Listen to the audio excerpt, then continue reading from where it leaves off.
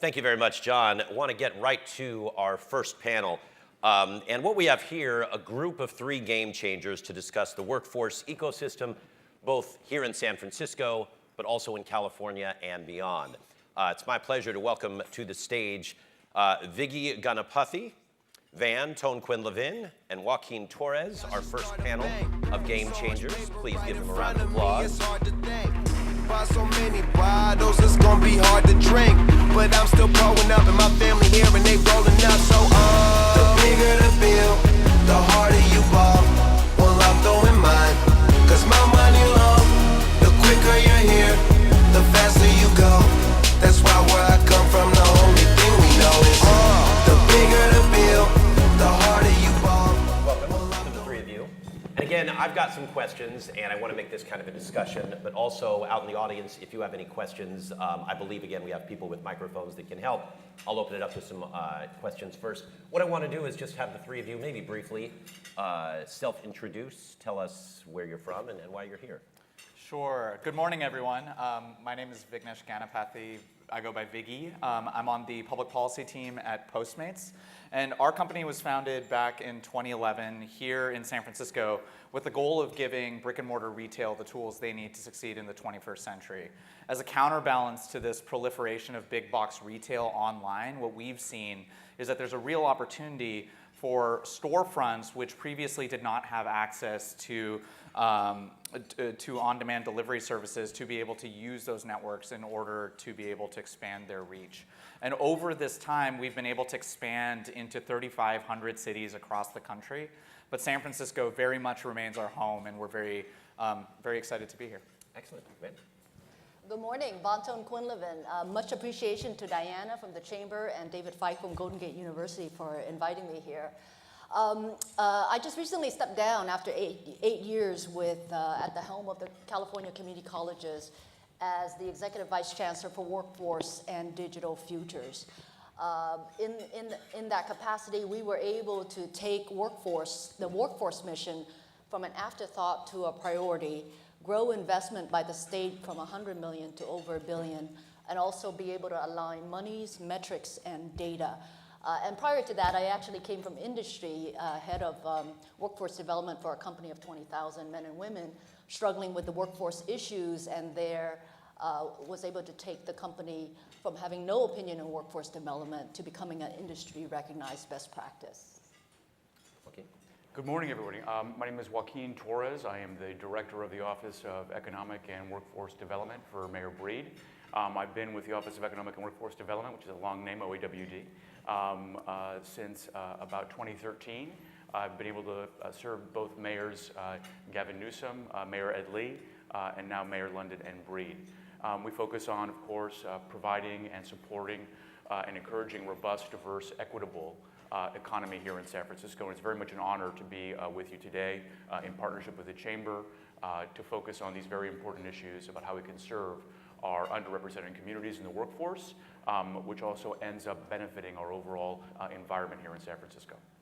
Excellent. And Viggy, I'll start with you. We were talking earlier about the role of business to embrace technology and innovation in the workplace. What else does San Francisco have to do to stay ahead? And guiding employees to seek new skills. How is Postmates handling that? Yeah, I think this is a really interesting challenge because for us at Postmates, it really gets to the heart of the way that our business operates.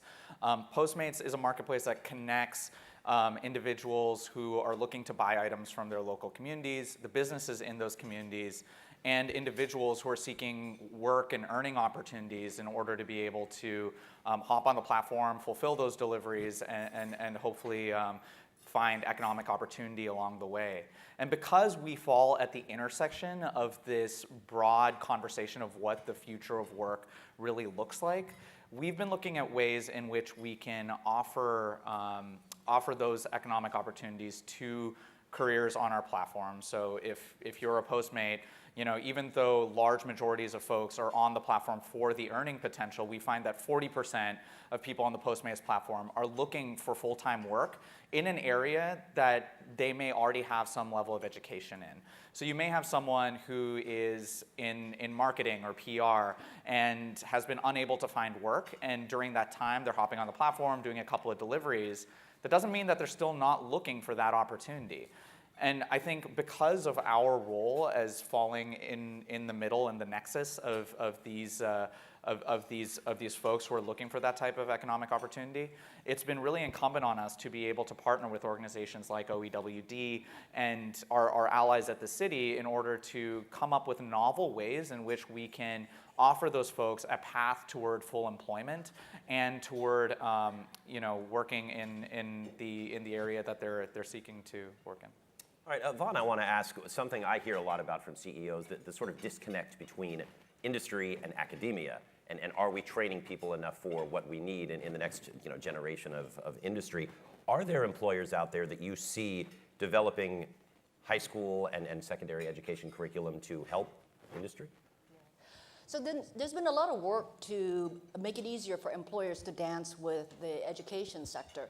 One of the realities is that no one institution, no one organization has sufficient resources to close the skill gap. And so rather than solving this problem at a single education institution with the employers, what we've done is taken a regional approach instead.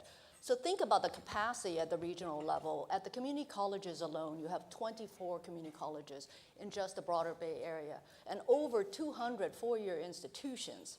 If you can mobilize the interested parties to work together to target a particular talent need, you can much more easily solve the skill gap. So recently, because of the regional work we've been doing, Amazon Web Services had been able to announce a partnership with the 19 community colleges of the broader LA area.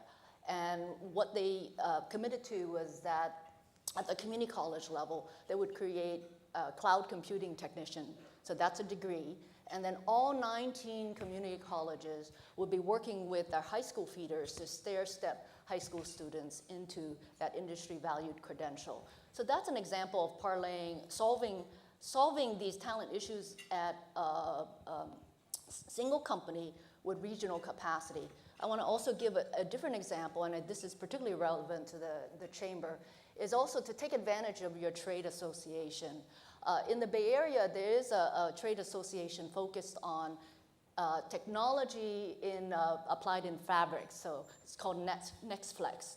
What they've done is now partnered with the community colleges and the high school partners to expose students to what is this next generation of technology. The students then go into business planning to propose concepts on how to use this technology. For example, there were teams of students who proposed embedding the technology into compression socks so that it can regulate temperatures to facilitate the healing process. Another team suggested embedding the technology into babies' clothing so that you can detect SIDS, if it's underarm or in the legs. They were very creative. They did a Shark Tank pitch where industry members came and listened and gave feedback.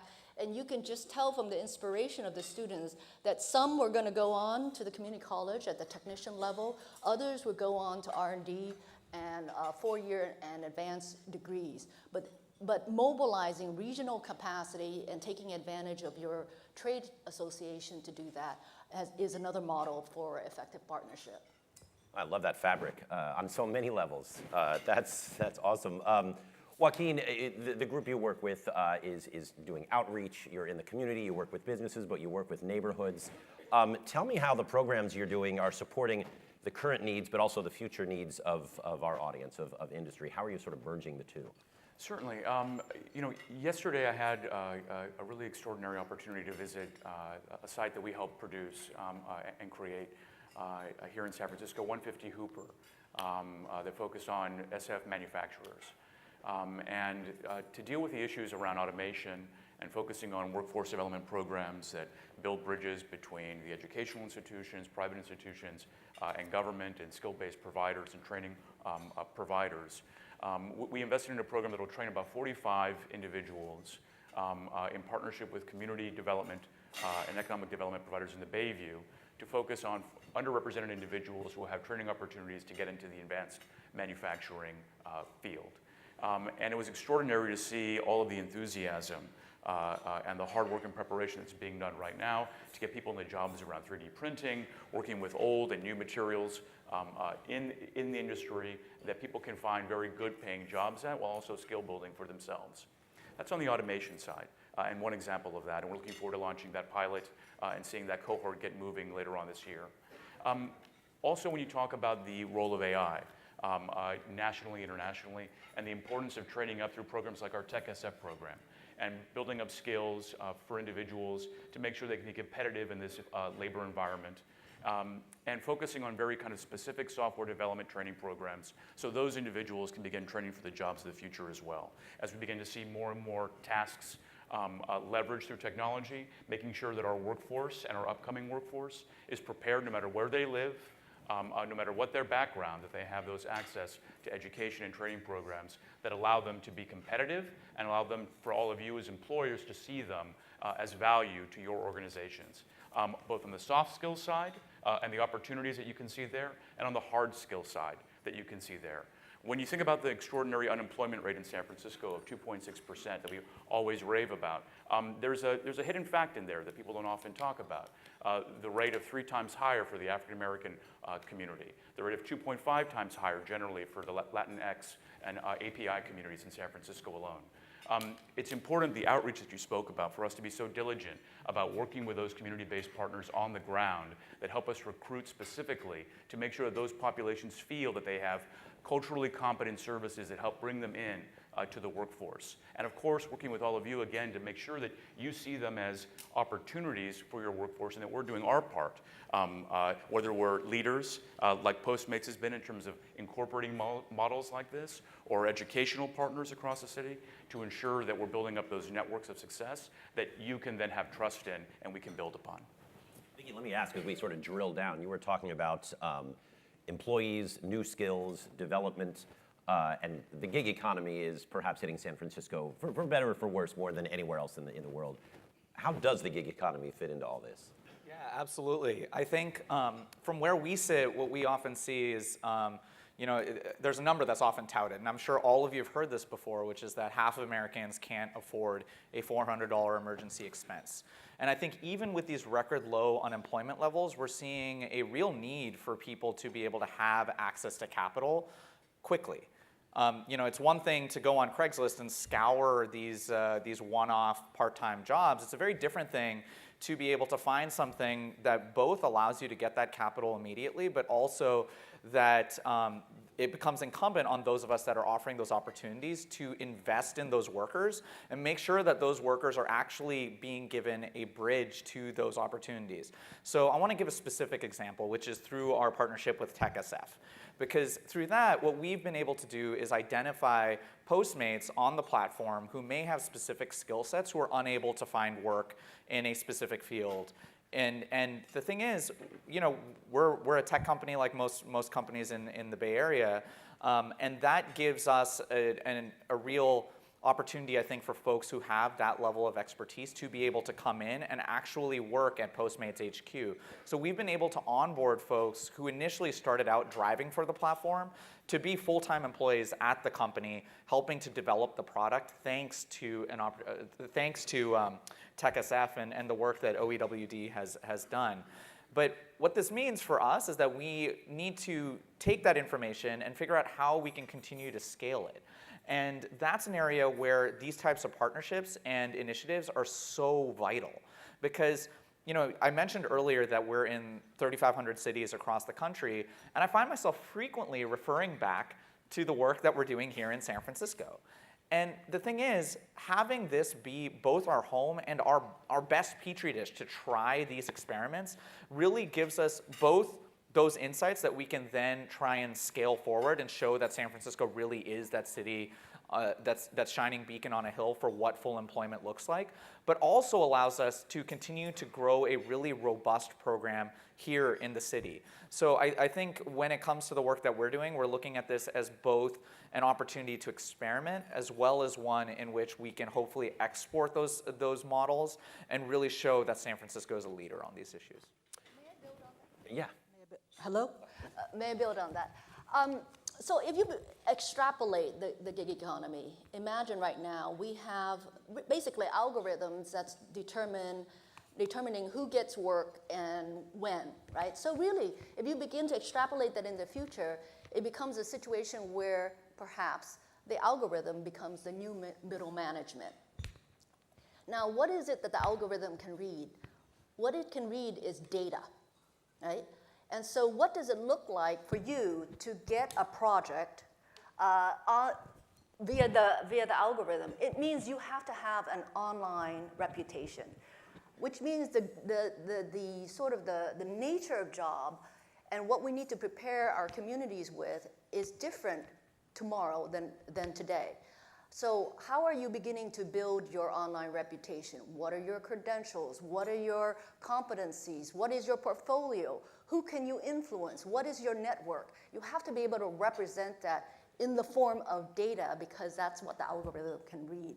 And so if you want to make sure that every community can participate in that future, the job, rolling it back to now, is that we need to decode the pathway into the gig economy and how to build one's online reputation. Because there will be people, many of us will stumble in that process of getting rated, thumbs up and thumbs down. And we need to make sure that we begin building that competencies if that future with greater use of platforms is going to manifest. Vaughn, do we have analytics to do that? In other words, to access the talent of young people that we so desperately want to get into the workforce? The thing that would be most helpful from industry is to make overt what are your labor market needs. There's been a lot of investments in the education community and the workforce community to prioritize. But there is nothing as powerful as a group of employers standing next to the program and saying, this is where we need talent. So if you're short on data scientists, if you're short on nurses, if you're short on teachers, right? These are the places where you have to send the labor market signal. Because if you think, especially on this point of diversity, most communities over the dinner table, our youth will have heard about nurses and doctors and policemen and social workers and athletes, but not many have heard of medical sonographers, right? Or radiology technicians. So the shortages that we have, even for those of us in this room where we have multiple degrees, these are newer occupations that are not common across the dinner table. And so it's going to take a lot more work for industry to stand by the programs that you need. So Professor Joaquin, it sounds like everyone's in agreement networking is huge, whether we're doing it on the corporate side or for communities. What kind of partnerships do you think are most important, when we face these challenges of trying to integrate everybody into the workforce? I think everyone is saying right now that partnerships, as difficult as they are and can be in implementing towards goals that we collectively want to see, are essential. And it's always important to challenge ourselves to make sure that we can work not only with the private industry, other NGOs, other government organizations, of course our school district, of course our city college system, of course our university and state university system in San Francisco and beyond, but also being focused especially on the actual employees themselves. Where are their needs in addition to where the employer's needs are? What opportunities have they not thought of? Why not? Ensuring that those barriers are being addressed. That's one of the things that we're very happy that so many of the chamber partners are participating in the Mayor Breed's Opportunities for All initiative to make sure that you're serving two goals with that.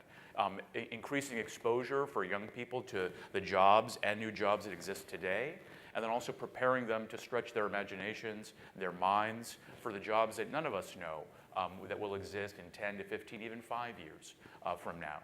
So that we're creating opportunities for them to be successful about the unknown opportunities that we're all going to be facing as well. But I think that network across the board is essential for all of us to continue. That's why the workforce committee that the Chamber has been working on, the diversity of members that are at that table, the conversations with youth and youth providing partners at that level. So we're thinking of the full continuum in terms of the partnerships that we're trying to build and holding ourselves accountable to the discipline that's really needed to make that work possible and successful.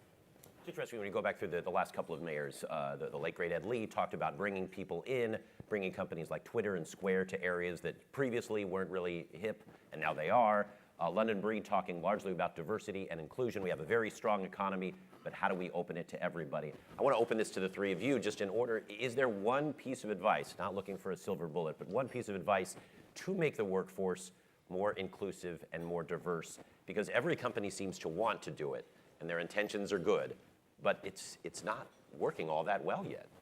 Yeah, I think a lot of this requires continued iteration and testing, but I do really want to urge folks in the business community to reach out to your civic partners, because we don't always have the expertise on how to develop a curriculum. We don't always have the expertise in terms of, all right, what are the granular insights we could use in order to be able to bridge someone to be able to become a medical stenographer, especially if we're not a medical company.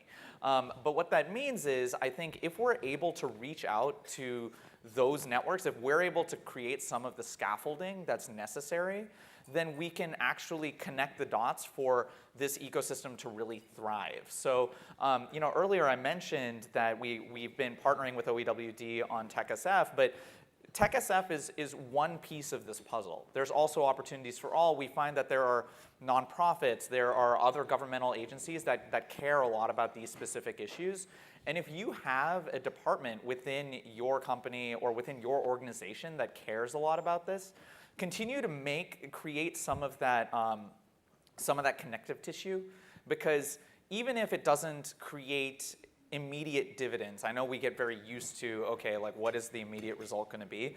But I mean, even if it doesn't create that immediate dividend, what it does is it allows us to connect the dots that may be necessary for us to be able to take many of those disadvantaged communities, folks of color, who aren't necessarily as keyed in to the codes of power that are necessary for them to be able to succeed in a rapidly changing economy, to be able to have those tools and to be able to ultimately succeed.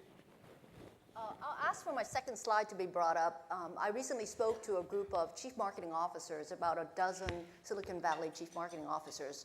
And I think this is really a telling slide to show the future of what's going to happen in the workplace, and how we are going to need to be much more intentional about investing in our workforce and developing the talent base that you need. So if you look at it, it's really the velocity of change, of introduction of technologies to the workplace has accelerated. And whereas in the past we had maybe 20 to 35 years to ingest some breakthrough change, you can see that change is happening much faster than the adaptation of the workforce. And so this partially explains the reason why we're going to continue to have workforce shortages unless we're intentional, unless we're doing partnership that mobilizes the assets of the region, because again, no one institution can solve all the problem, and certainly none of the institutions can read ahead and read minds. So it will be really contingent on this community to be talking to each other to make sure that all of our communities stay healthy and can participate, because they have the skills and they're upskilled with the capabilities to move forward in the future. This is fascinating, and you were talking about the link between education and the workforce. It's been a long time, I think, since college has really changed the curriculum all that much. I mean, think about that, and it sounds like we have to change really, really quickly to get people ready for this. We've talked about some of the things that industry can do. Is academia ready for this? Well, that's why I say take advantage of the region, right?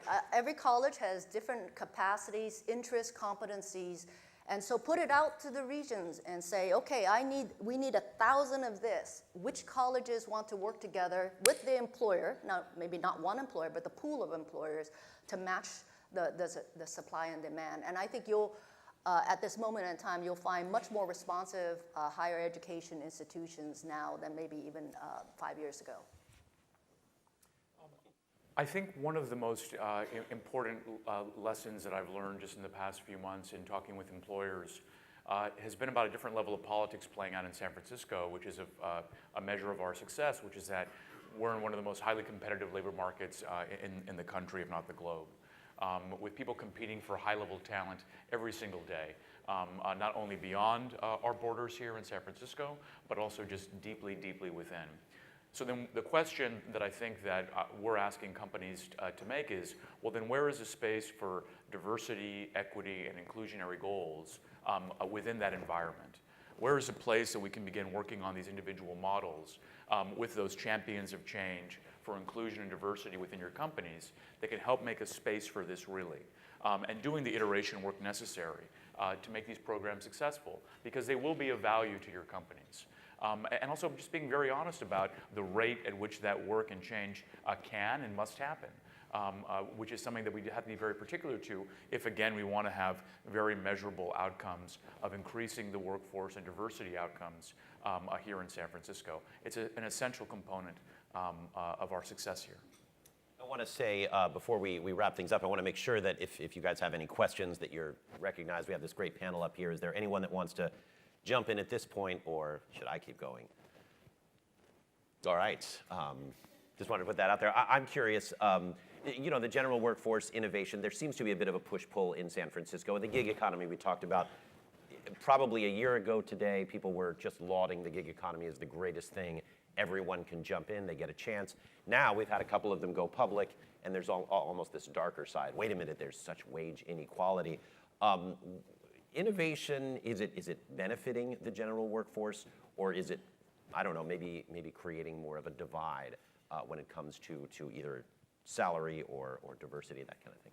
Yeah, you know, I think this is a real central question of our time, especially because when we look at the labor market and the workforce broadly, what we're finding is that there's a limited, I think what we're finding is there's really a risk of limited literacy on how to navigate what the future of the workforce looks like for any individual worker. We don't have I mentioned the scaffolding earlier, and I really want to drill down on that point because, especially if you're from an economically disadvantaged community, you may not know what opportunities are necessarily available or even the steps that you need to take in order to get there. So having that exposure is really, really central to this. Now, I think for us, having these one-offs that we're able to do with different organizations and then creating those continual long-standing relationships like we have with OEWD are essential, and they're a really, really good first step. But again, I mean, for us, we have the real estate we have is our app, and that can do some good. But I think this ecosystem requires that everyone have some exposure and give some exposure to folks to know what opportunities are available to them. And it's only by each of us kind of doing our share and partnering on these projects that we can make sure that ultimately people don't fall out of the social safety net and are unable to actually find work that's truly fulfilling for them and are instead continuously struggling, I think, to be able to find those jobs, or they end up, I think, engaging in short-term work, looking for something that may be long-term without actually being able to get there. And Vaughn, as someone who has worked on both industry and in the academy, how do we keep young people in school from falling into that gap that Viggy was just talking about? So it's really important to do the career exploration early and often, as early as middle school, because if they see the context for why they build the skills, then they'll stay in school. To the prior question that you had, I think at this moment in time, it's really important for us to think about evolving our social structures so that I actually can keep pace with the economy that is to come. Even within the gig economy, there's a 10% of it that is called the irregular hourly workers, where the technology is smart enough to be able to say, hey, Vaughn, today you get to come in at 3 to 5 p.m. to work because we can optimize the traffic pattern and the sunshine. Tomorrow you get to come in, from 10 to 1 o'clock. The next day, sorry, no hours for you. Imagine if you had to put bread on the table, deal with childcare, deal with insurance, when you're working those types of irregular hours. So I think there is a part of the economy that is to come where it increases fragility in the community rather than preserve those things that keep us whole and stable. So what we want to design is a future where you have the innovation and the flexibility of the technologies, but limit the fragility that it introduces. And Governor Newsom just announced the formation of a future work commission that is going to be thinking about what are these social structures that we need to pace with the economy. That's interesting, Joaquin, and I was going to wrap up with AI, but you brought it up earlier. This is something that, as a tech reporter fascinates, but as someone who has a family, scares me because of exactly what you just said, Vaughn. So where does AI fit into all of this? Because as Vaughn's chart showed, it's really coming fast, and companies are already putting this into play. Where does it fit in with sort of that mix between industry and the community? I think it exists right at the center of it. I mean, which is why it's so important for us to be not only at the regional but the statewide level focusing on what the future of work is going to look like for all of us, and making sure that the individuals are trained appropriately and very specifically at all levels of the ladder to make sure that economy can be inclusive for them, so that everyone can begin talking about, like, this is a very particular area that you need to focus on. And then on government's part, being very sensitive to where those fragilities exist.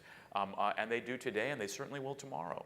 And making sure that we are having honest conversations about the work that needs to be done to ensure that we're taking care of people.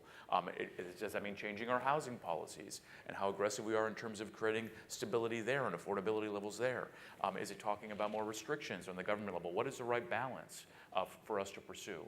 What are the additional partnerships to make sure that net that not only government can provide, but others can contribute to as well through those partnerships? When we break out of our silos and begin thinking about the benefit not only of our infrastructure, but externally the benefit of the common good, that's, I think, where the AI conversation leads us. I love the optimism. I love it. And before we wrap, I want to see if there is any question that anyone has from the audience. Yes, fire away. Yeah, sir. Can you hear me? Yeah. Great. So I'm involved in a number of traditional businesses. So there's a chain of bookstores, there's restaurants, there's a catering company, accounting firm. These are some of the businesses that I'm involved in. I would call those all sort of old school businesses. Obviously, we use technology and all of that. And there's a number of companies who are in those businesses. And the challenge to find people that we can afford to pay versus what some of the new economy companies can afford to pay, because all of those companies, we sort of have to make money to be able to pay the bills and pay the rent and pay something home. And we're competing in a workforce where there's a bunch of companies that don't necessarily need to make money. Joaquin, with all due respect, the government is not a for-profit, so it gets its revenue by taxing, and then it spends money and does a lot of good things. And there's a lot of companies that don't have to make money because of the venture capital and the private equity money going into them. So my question really is, how do the sort of normal people that you don't read about in the headlines in the paper sort of make this work long term when they're competing, in a sense, a little bit unfairly in the marketplace? And I think there's a question. And it is interesting. Remember, after the bust of '99 and even 2008, all of a sudden it was, all right, we're going to get more disciplined, and you're going to have to turn a profit. And clearly, as we've seen with Lyft and Uber, that kind of went out the window, at least for a little while. But that is interesting. I'll leave that up to you guys. And I think that you should speak to it because you brought it up a little bit in the beginning too, in terms of adapting to new models and pursuing new revenue streams. But I want to speak to the culture piece around the government. Maybe misunderstandings about what's really on the line for businesses. I think that's why the small business background that I bring to The role is so important because of the agency that we're asking employees to realize, not only within our own department, but citywide, in terms of the bottom line real issues that small business owners or traditional business owners or any business owner is facing in this economy right now. And making sure that people are very sensitive that the stability that a government worker may have with extraordinary benefits and wonderful packages comes a great responsibility to be attentive and in tune with those very real realities. The people that people are trying to hire, trying to retain, trying to train, are very real issues. And I think that some of the adaptive models, whether we're talking about individual contractors and support resources, building on extraordinary work that's been happening in New York around supporting those individual workers with resources, the same is true for investments that we have to continue to make, albeit sometimes small, but we're growing them, to support traditional businesses and helping them adapt to this new economy. And also see where those adaptive models are going to be sufficient for them to maintain businesses or not, and what other adjustments can we make. But that is a conversation that we're having. If you want to, sure. I would suggest tapping into your community college students who are already here, so you don't have, they know the cost of living, and tap into the Retail Ready program, which is at almost all the community colleges. This is how Apple was able to then start sourcing local students because they're looking for you, they just can't figure out how to find you. And so connecting your need with the production at all of those colleges would help you with a more stable pool. Yeah.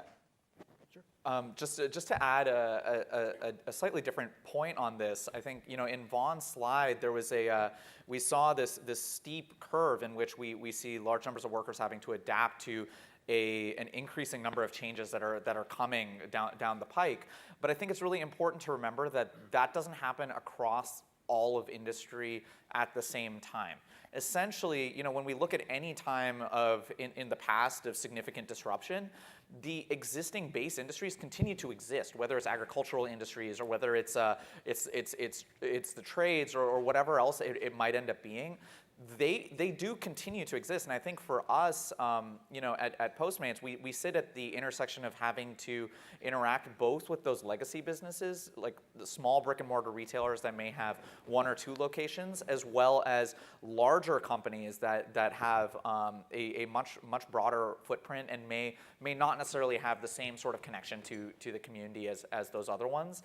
And it requires, I think, all of us to be very, very thoughtful on how we create a sustainable balance between the two, because we want to make sure that we're not leaving folks behind as we move toward a new economy in which there's folks who have trusted businesses that they've been going to their whole life, and what we want to do is we want to be able to empower those businesses to continue to thrive rather than have them be displaced or moved because of the advent of technology coming up too quickly. So I think for all the talk that we often have about disruption, I think all of our jobs is to think about how we can blunt that disruption a little bit, and to think about ways in which the gains that are made are ones that are actually across industry and across our communities altogether.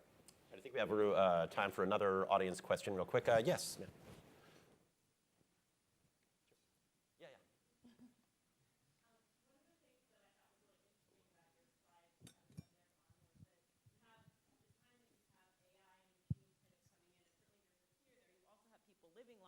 Presumably maybe needing to work longer.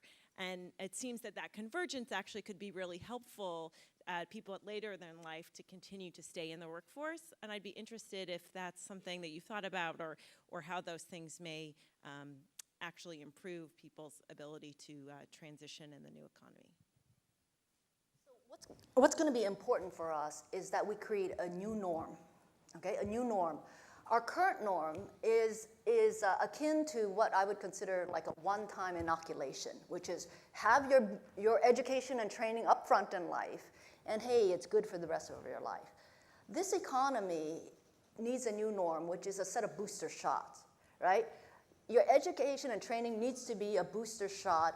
And imagine, like your iPhone, at middle of the night, it upgrades all the time. We as humans are going to, and workers are going to have to upgrade continuously. So thinking through, how do employers and institutions work together to set up the infrastructure as well as the financing so that people are getting their continuous booster shot later in life, as well as that one-time inoculation up front. That's what, I think that is the challenge for us across the entirety of America, not just here in the Bay Area. That's an awesome analogy. If you hear that on NBC later, just know that a royalty fee will be paid to Vaughn. Thank you. I think actually we have time for one more, maybe? Do we? No, okay, all right, we're gonna wrap it up. I wanna thank the three panelists. This has been terrific. Your advice, your counsel, and thanks to the three of you for coming up and spending some time. This was terrific. Thank you so much.